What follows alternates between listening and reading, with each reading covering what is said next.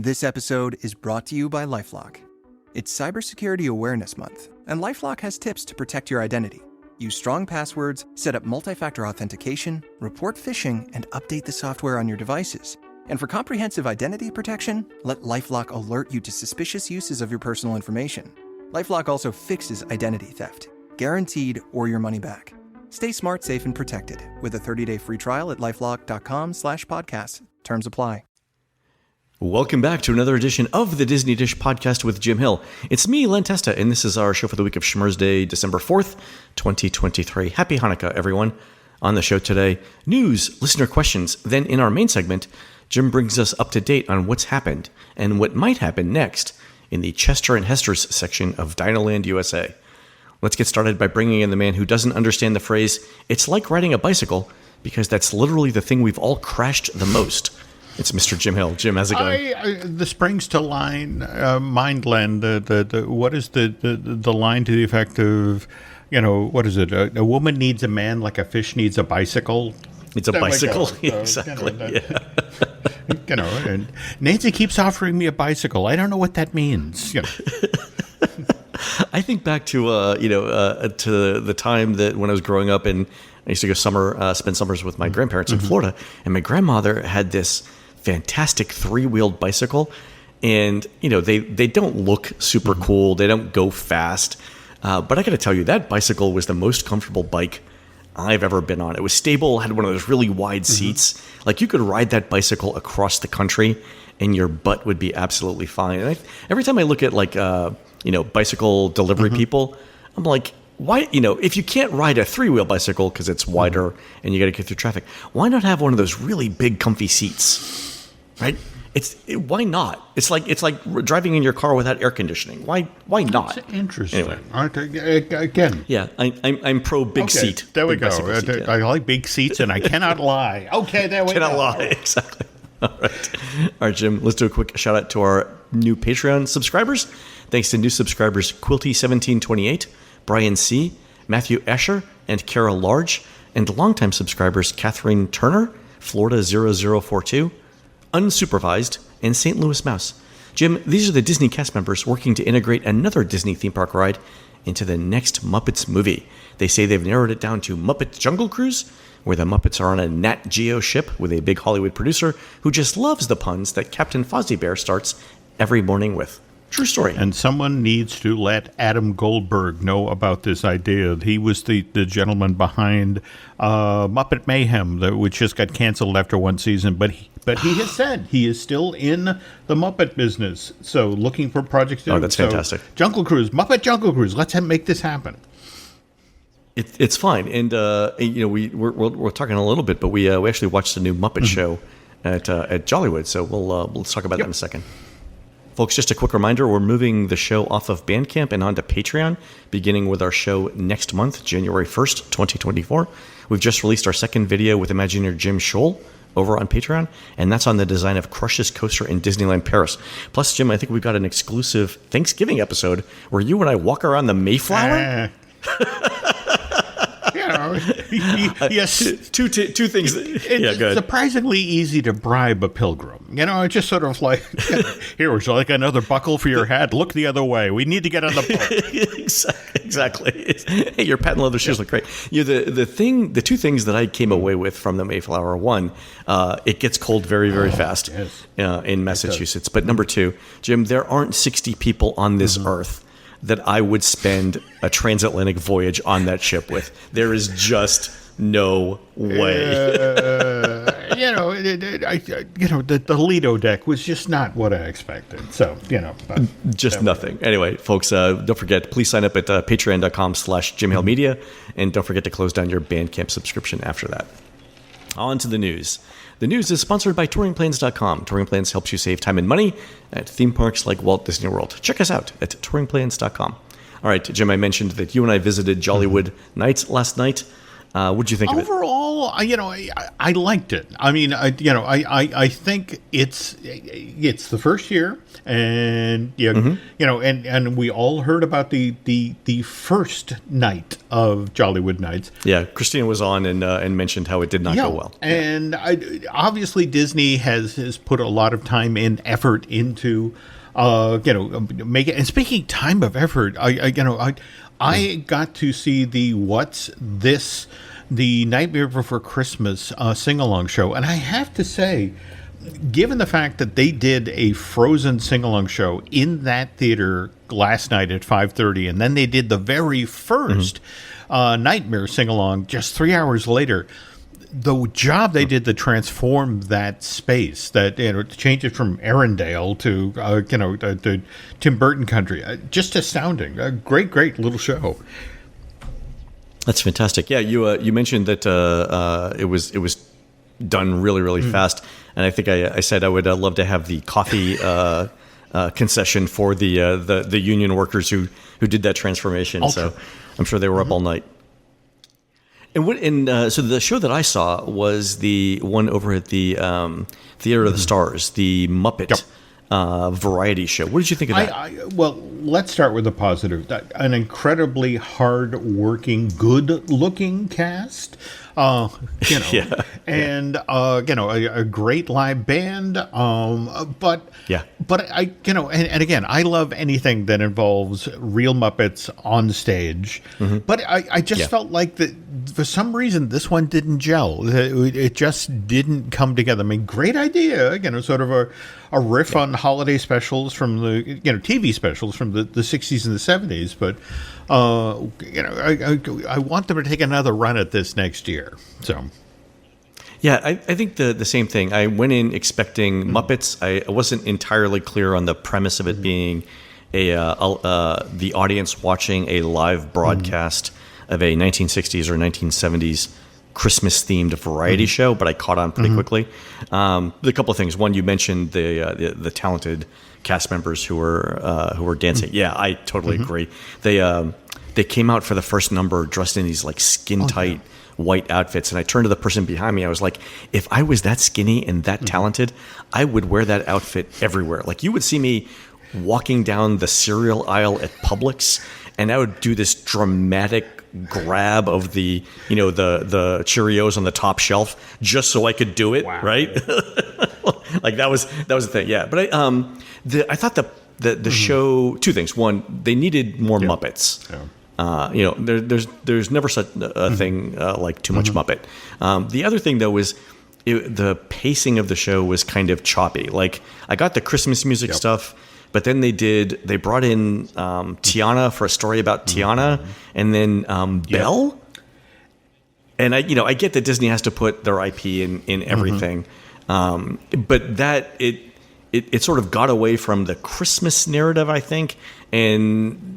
I was there to see the Muppets. Yeah, so. I mean, look, you're not wrong, and like I said, there's an idea there. They'll, it's an idea. Yeah, we'll see what version 2 looks like next year. Speaking of which, again, just based on the souvenir T-shirt you can get at Mickey's of Hollywood, this is the inaugural. Inaugural year, so they'll be back. And but I will say, the vast majority of the issues that Christy had mentioned from opening night when she was on the show a couple of weeks ago, all of those seem to be fixed. In fact, you and I walked around with Christina yesterday, and I got to say, Jim, she's my sister. I love her, but I am not above teasing her as much as I can. And so every time I walked by something that looked good or sounded good or smelled good, I would tell Chrissy, like, oh my God, this is great. It's way better than I thought. And she would scream from across the walkway, it wasn't like that when I was here on opening night. Like, everything that I thought was good, like every decoration, everything, she's like, yeah, that wasn't there. Just, it didn't happen. It wasn't there. And I'm like, are you sure? Or did you miss it? You sure you came to this thing? Like, it was like this? Yeah. Anyway, it was really, really good. It was great to see that Disney corrected the issues from opening night. I agree. So yeah, I really enjoyed it. Yeah, and also, I forget how good the studios looks at night. You and Jim Schul and I were walking through Galaxy's Edge, and man, that place just looks great. And then Toy Story Land also. I don't know. That's they've done a great job, with the lighting package for that park, and we were there just at twilight, and it was postcard pretty.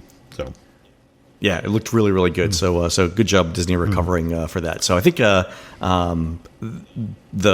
rest of the party nights are selling out pretty quickly. So if you guys want to go, get tickets now.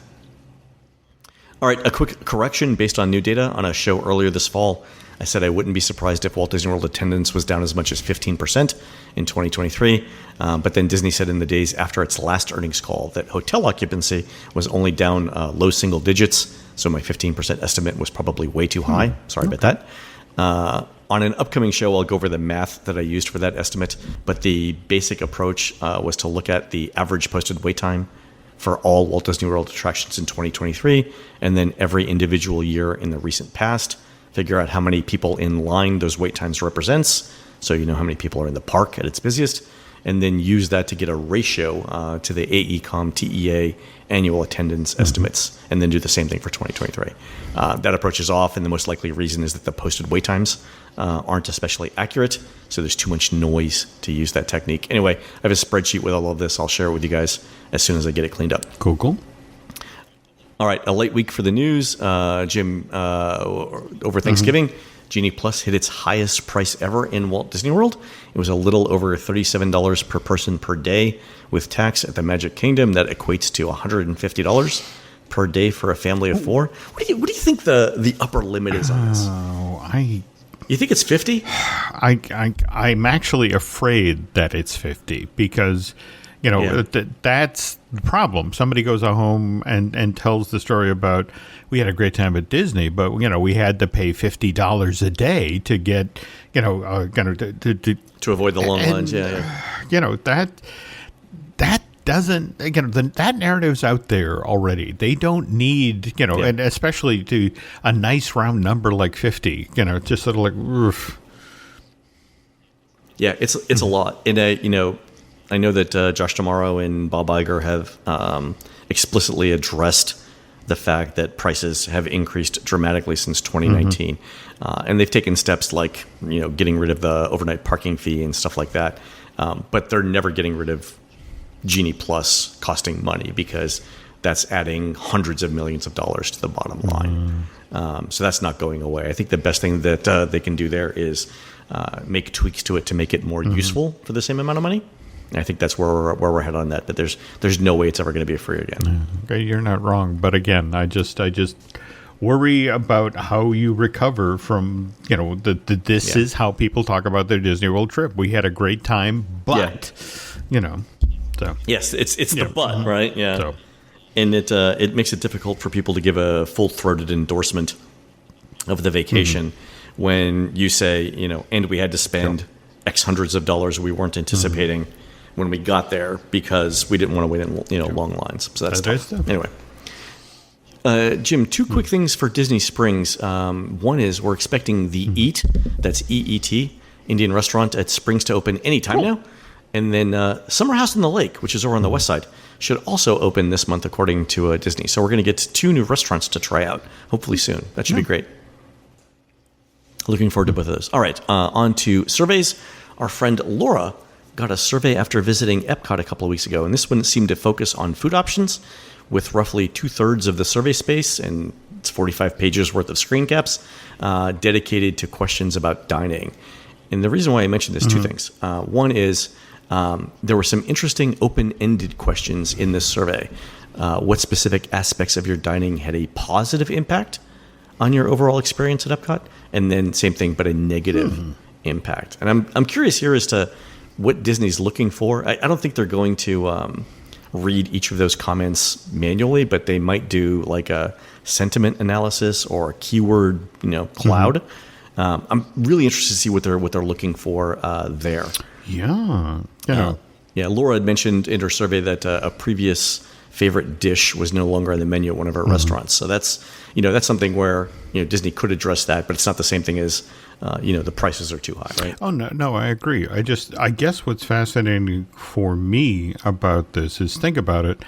we're hearing Communicore Hall opens, first quarter 2024 now? I mean, Yeah, the walking paths should be open imminently. Like by the time the show gets released, it should be open. But then, I think first quarter for the shops and stuff. Well, but I guess what I'm intrigued about is something like this. What specific aspects of your dining? That's fine tuning, Len. That's literally we have finished the park. In fact, that they've all but said that Epcot is done. We're pivoting to the other Florida parks in regard to upgrades and improvements. So this is more about, okay, let's fine tune the park. Let's make sure the menus are appealing. The items that people miss are back, or that sort of thing. And it's just, you're pivoting away from the steel and concrete. You're now like, okay, you want the bread service back. Got it. So, yeah.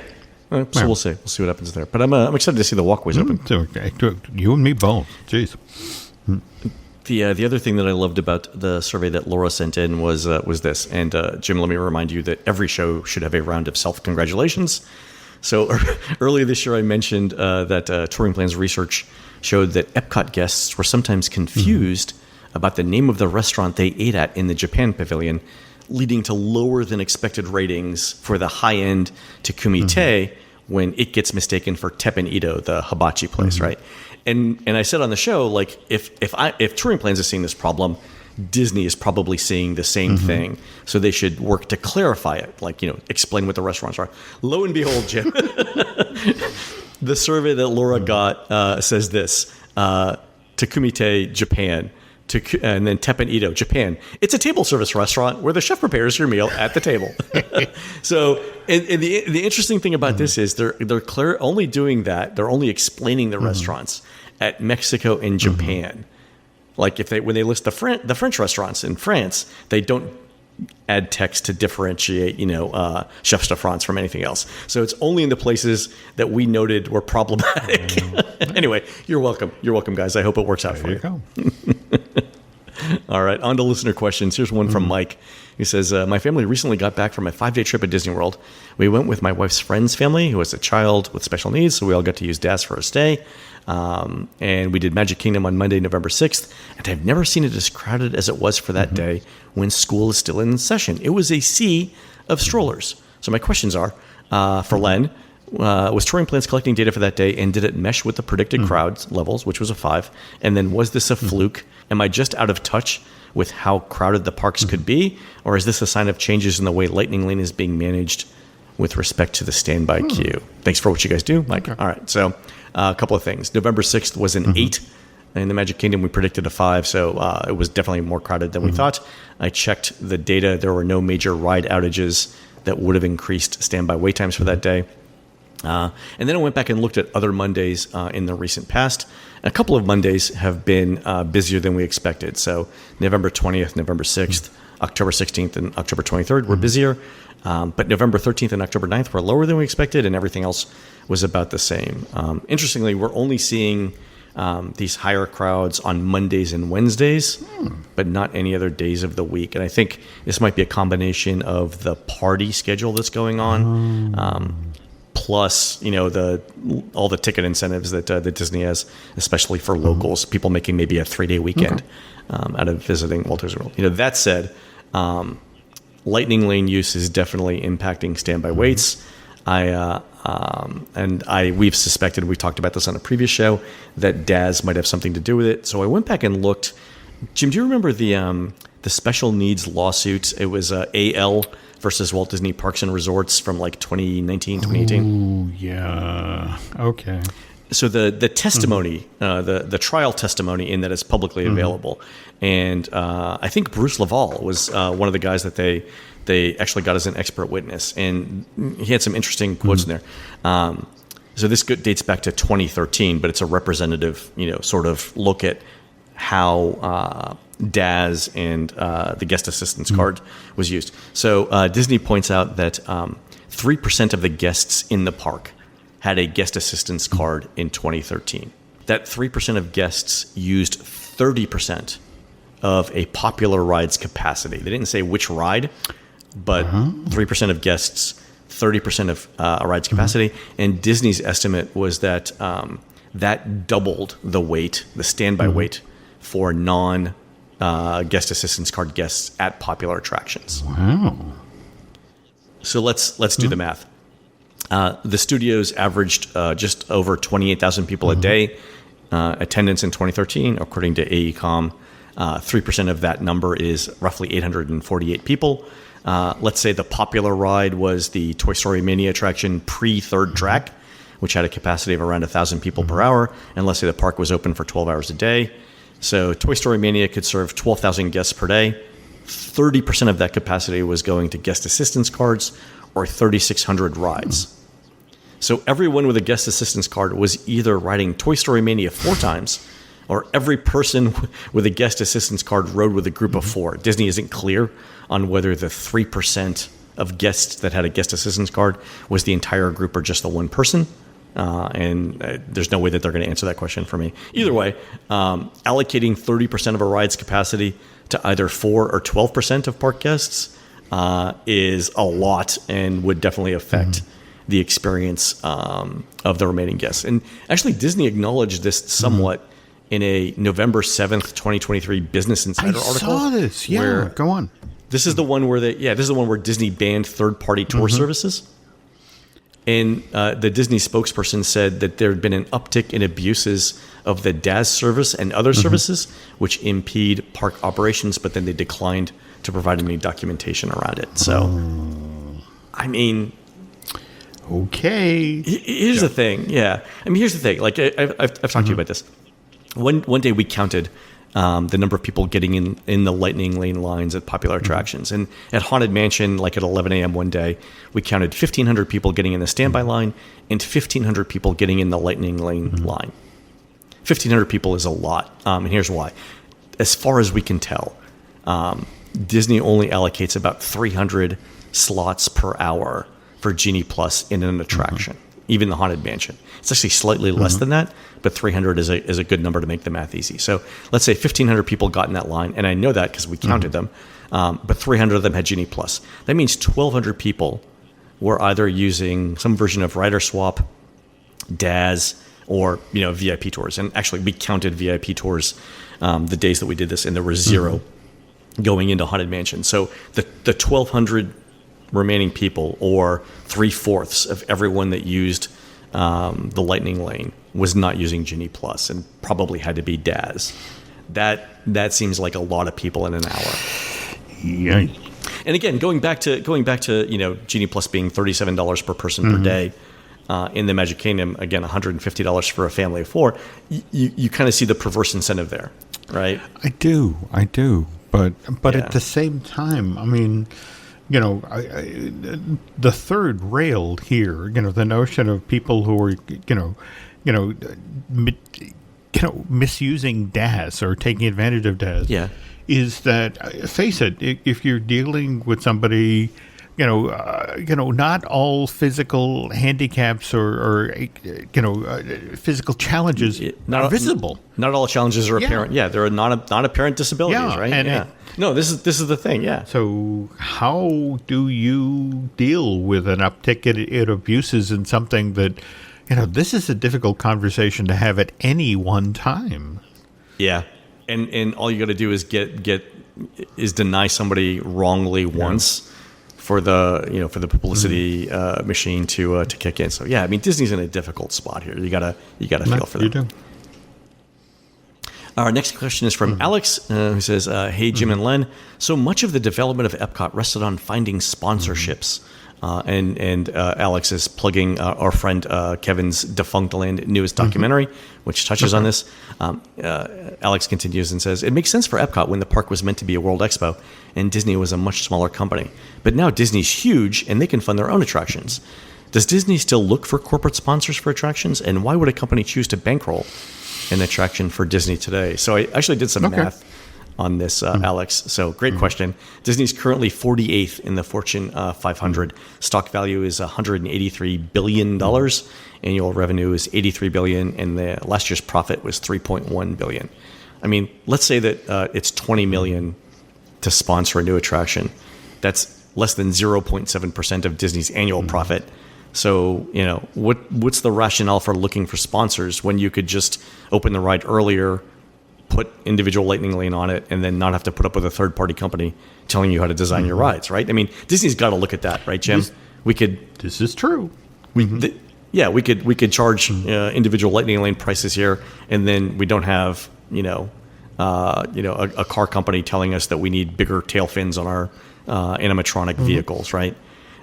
The problem is that it's $20 million, and Disney will put up with a lot for that much money, especially if it's the difference between green-lighting a ride and having to think about it, right?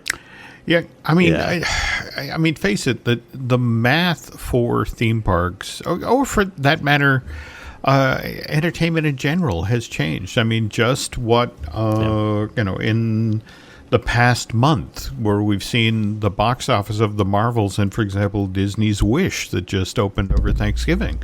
The numbers were wanting, but the number one thing that people said when they were asked about both of these projects, it's like, oh yeah, I'm looking forward to it. I'm going to watch it on Disney Plus, and in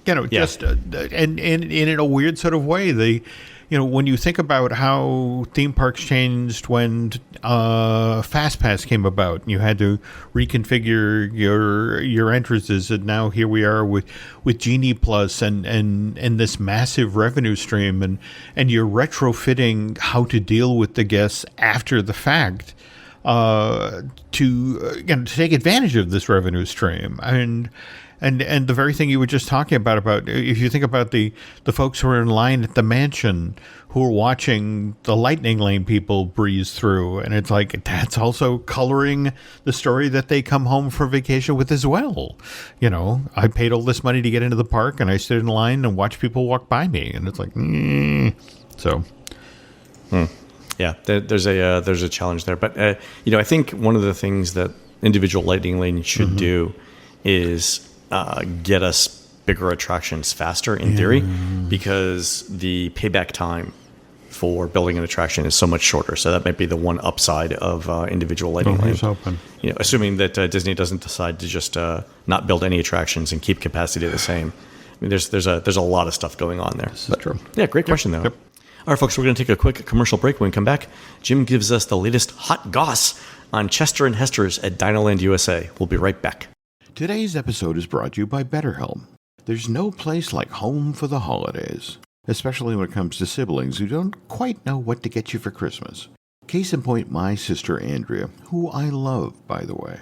Every year, she always gets me some sort of elaborate, immense piece of cookware. High-quality stuff, mind you. But since I have a kitchen that's the size of a postage stamp, I always struggle when it comes to where exactly I'm going to place or store my latest gift from her. Last year, it was a fry pan the size of an aircraft carrier, which, I'm not going to lie, is a teensy bit stressful. But if we're all being honest here, the holidays can be a stressful time. People mean well, but the demands that are placed on you emotionally this time of year can sometimes be a bit much.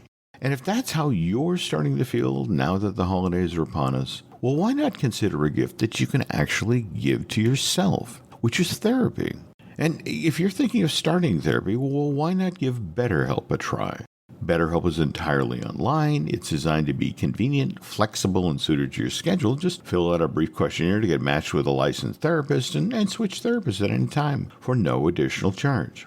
Look, folks, the holiday season can be a bleak time for some. Me personally, I had a tough couple of Christmases in the late 90s right after my divorce, but therapy gave me the tools I needed to navigate that tough time in my life, and it can do the same for you. So as we head into the season of giving, make sure that you yourself get what you need with BetterHelp. Visit BetterHelp.com/DisneyDish today to get 10% off your first month. That's BetterHelp, HELP.com/DisneyDish. We thank them for sponsoring today's show. This podcast is brought to you by Carvana. Carvana lets you buy your next car on your terms. Explore a massive inventory online, filter for what matters, and find your perfect match. Then choose delivery to your home or pick it up at one of Carvana's iconic car vending machines. Every car also comes with a 7-day money-back guarantee, so you can make sure it's the right fit. Buy your car on Carvana. Delivery or pickup fees may apply. Limitations and exclusions may apply. See our 7-day return policy at Carvana.com. Carvana. You don't technically need this car. You say that out loud to yourself. You say, I have no space. You say, I'm just looking. Then you click. Then you zoom in on photo number 87 and whisper, oh no. Then you text a friend, the one who always enables you. You say to yourself, this is the last one, knowing it is not. You don't need this car. But maybe, just maybe, this car needs you. Bring a trailer. It's never just a car. And we're back. All right, Jim, you and I talked last week about, briefly offline, about how Josh D'Amaro mentioned, oddly enough, Animal Kingdom at the Hong Kong Disneyland opening of the new World of Frozen. Yeah, that you travel all that way to talk about, the World of Frozen, which just opened at Hong Kong Disneyland, and here are people peppering you with questions about that $60 billion that supposedly going to be invested in the Disney parks over the next decade. Yeah. And what was fascinating is here's Josh, ready to talk up the Kingdom of Arendelle, and they're like, what about that piece of concept art? The thing that showed Encanto and Indiana Jones going into Animal Kingdom. And Josh was surprisingly frank. He talked about, look, I was fortunate enough to run that theme park, Disney's Animal Kingdom. So I know how special it is. And Disney's Animal Kingdom is about exploration and adventure. And I think that there are a lot of stories that we can tell here, those that explore new properties but still stay true to Animal Kingdom. Now, he then went on to qualify this by saying, now, mind you, as we make our way through the development process on this part of the theme park, some of the ideas that we shared at Destination D23, and that's where that piece of concept art was first shared. Right. Some of these will become real, and some of them will not. And when those decisions are made, we'll then reveal what we're actually going to do at Animal Kingdom. But this time around, I wanted to take our guests along with us on the journey. So it's like, that's a lot of qualifiers, Len. So, I like the fact that they're trying something new with the approach instead of just trying to keep it all under wraps. Oh no, I get that. Because that stuff leaks eventually, right? It's the idea of we're going to bring you through this, and the other thing I think is, they've already said that most of the work or most of the spending on that $60 billion is going to happen in the second half of the decade. We talked about this on a previous show. So they need to keep us updated on what they're doing so it doesn't look like they've completely forgot about theme parks. And I think, again, one of the reasons that this came up in Hong Kong was because, remember, we had two pieces of concept art, within a year. We had one version of what they were going to do with Dino Land USA, where it was Moana and Zootopia. And then for the very next D23 event, we have, something that shows Encanto and, Indiana Jones. Yeah. And it's also important to understand that Dino Land USA was different already when Animal Kingdom first opened in April 1998, and we don't need to get into that. Dinosaur the ride was once countdown to extinction, and that simulator was open in the park a full 2 years before the movie it was based on finally showed up in theaters. And by the way, a quick aside here. It was nice to see Aldara the Iguanodon get some love both in that Once Upon a Studio feature as well as in the end credits of Wish. He's there. Oh, nice. Yep. But also important to remember that when Animal Kingdom first opened, there was no Chester and Hester's Dino-Rama. There was only their Dinosaur Treasures store, which, according to the backstory that the Imagineers cooked up, Chester and Hester took this seldom used Sinclair gas station that was out. You know why it's Sinclair, right? Oh no, that's it exactly. I loved that detail. Len's referring to the fact that Sinclair is the gas chain that has, depending on how old you are, that's an Apatosaur or a Brontosaurus on their sign. Right. So. Yeah, it's their corporate symbol was the dinosaur. It's kind of great. There we go. But yeah, this sort of fit in with the backstory that the Imagineers cooked up for all of Dino Land, that back in 47. This was a little backwater town in Diggs County. There was, and literally in this part of town, there was only an old, lightly used fishing lodge, which now is Restaurantosaurus, and again, the Sinclair gas station. So, but then paleontologists find this amazing cache of bones. Graduate students from all over the country come to Diggs County to help unearth these treasures. And there are so many skeletons that, this is going to be a decades-long project. And the grad students report back to their colleges and universities, and a generous benefactor comes forward and funds the creation of the Dino Institute. That's the best summary of what Dinoland is supposed to be, I think, that I've ever heard. We should we should just record that one segment and play it over and over again. There we go. Hand it out to people. Hand it out to people who are coming over the bridge from Discovery Island. Exactly. Yeah, this has an impressive backstory. Let me tell you about it. There you go. Right. Now, but again, to go back to our seldom used gas station here, Chester and Hester see an opportunity. They take it. They turn this into a roadside attraction. But again, with even more people coming to the area, well, let's expand our dinosaur treasures into a really for real, roadside attraction, which gets us to Dino-Rama. But Len, I have to ask, did you ever make it into what previously occupied Dino-Rama, the Dinosaur Jubilee? No, was that was the 10th thing, right? There we go. This was no, never did it. Okay, Florida's version of Holidayland, something that was housed in a giant tent-like structure, and inside were all of these, supposedly all of these amazing finds that all the graduate students had dug up.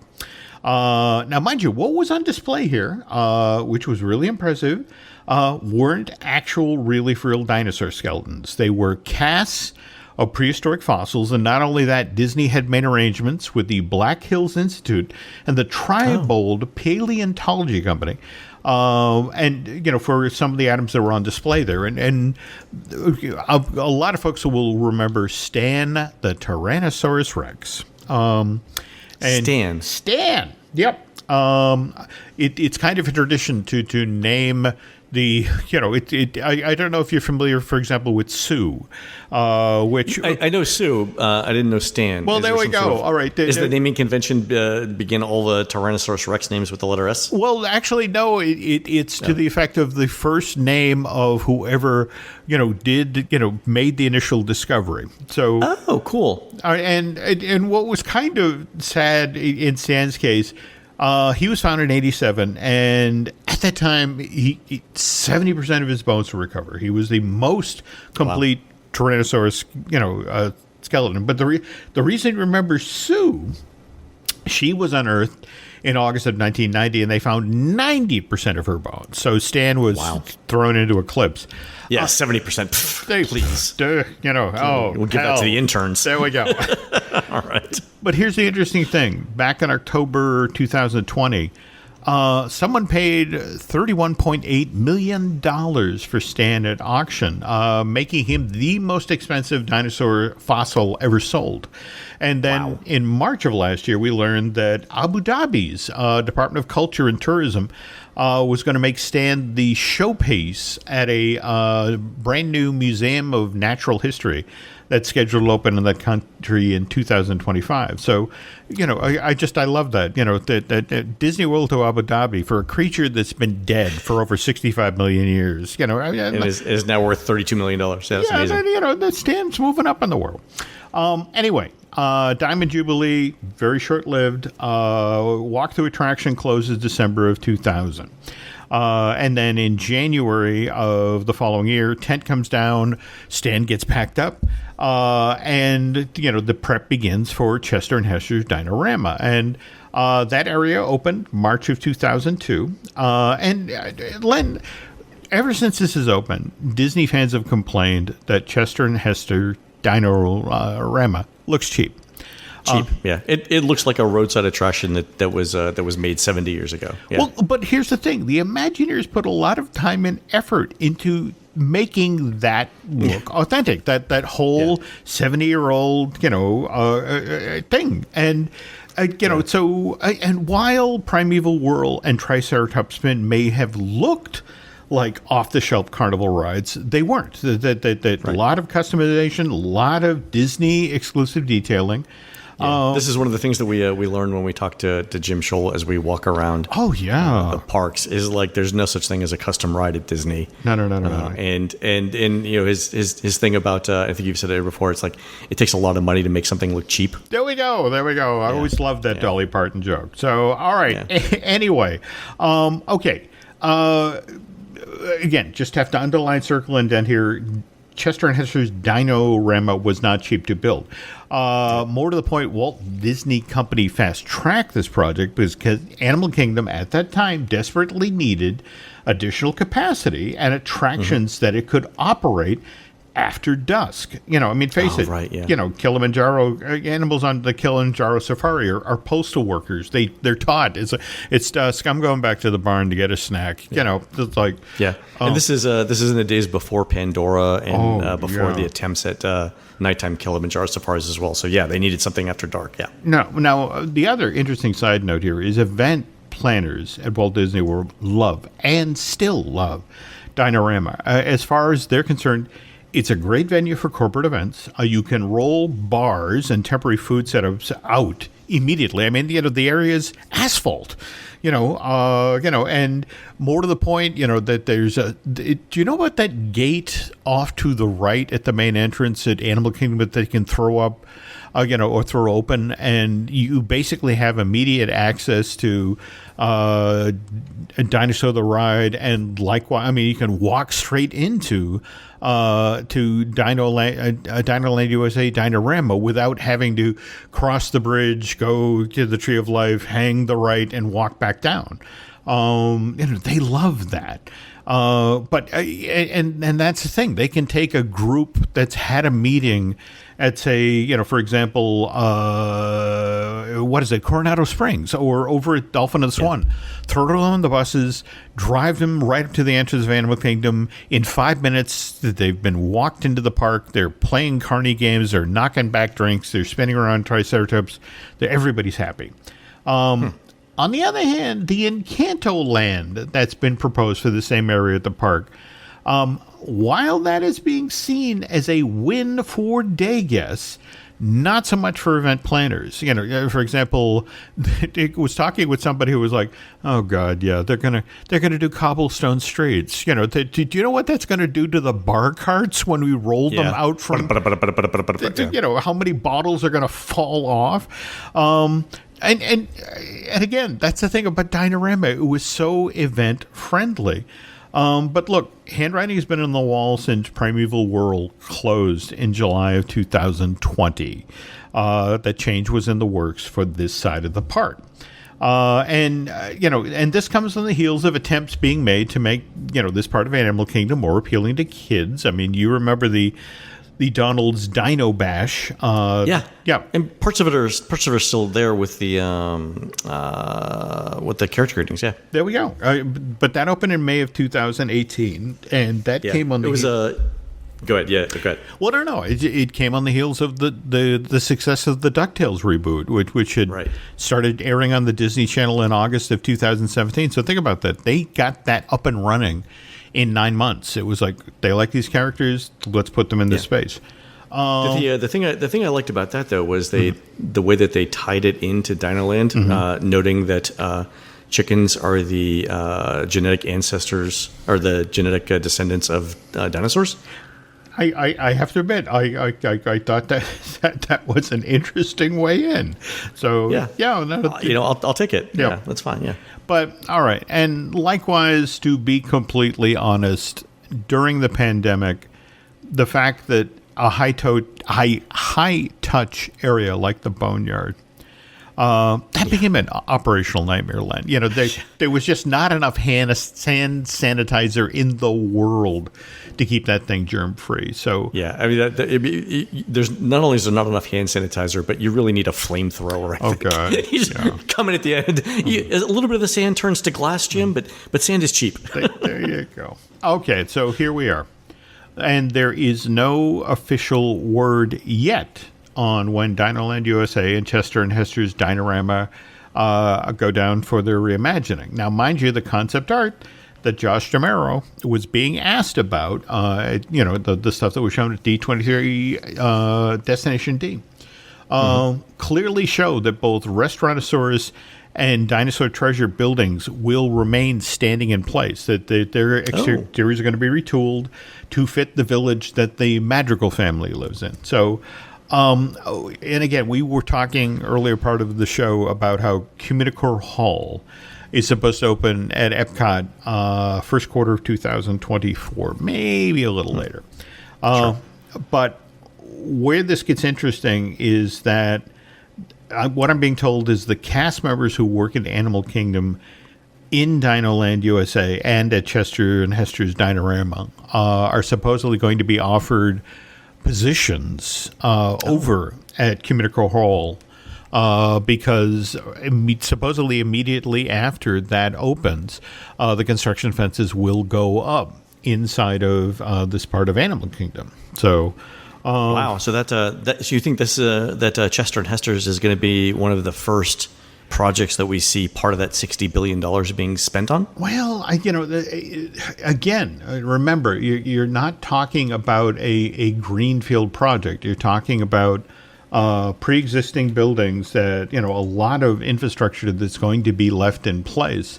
So it's an affordable expansion. A reimagining of the park, which, remember, as you mentioned, given that the bulk of that money is being spent in the second 5 years of that decade, the notion is you got to walk before you can run. And I guess that the thing that concerns me is that,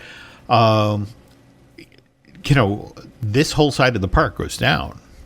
I wonder if they're going to create sort of an umbilicus that allows people to get back to Dinosaur the ride while they're working on the Madrigal Village, and then once that opens, maybe that will then get walled off and become Indy. But it's going to be interesting to see what the batting order here is.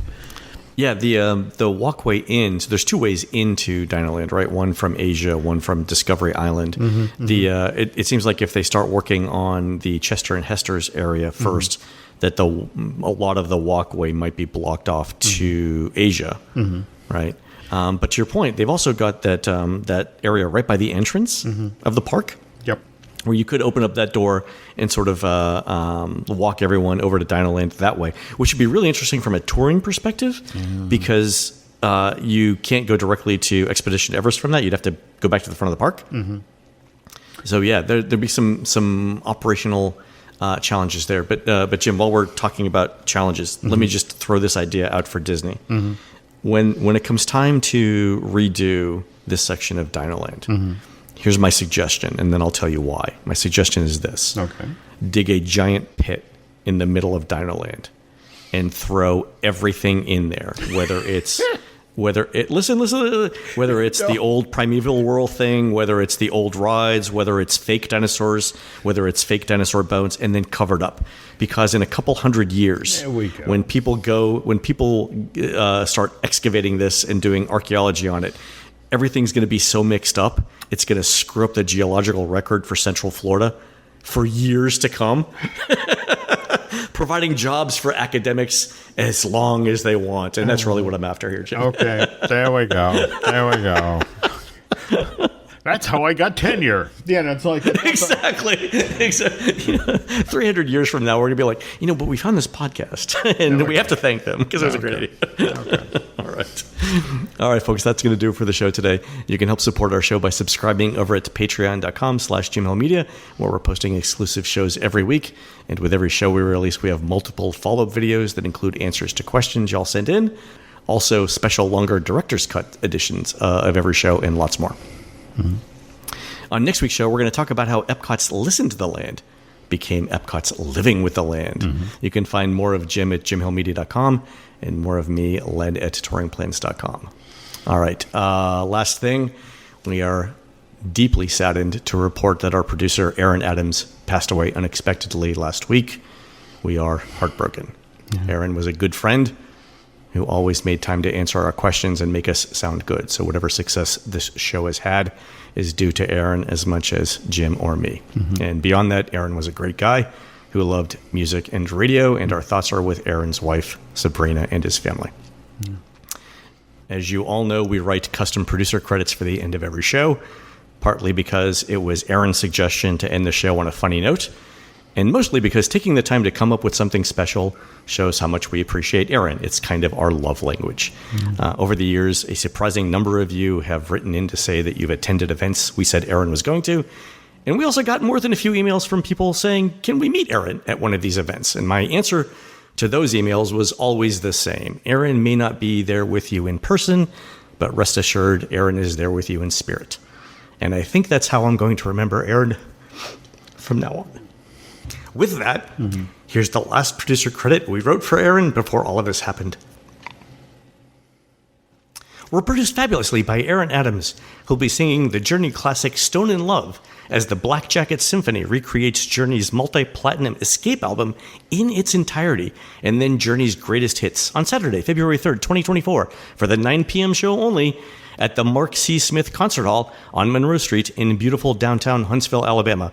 While Aaron's doing that, please go onto iTunes and rate our show and tell us what you'd like to hear next. For Jim, this is Len. We will see you on the next show.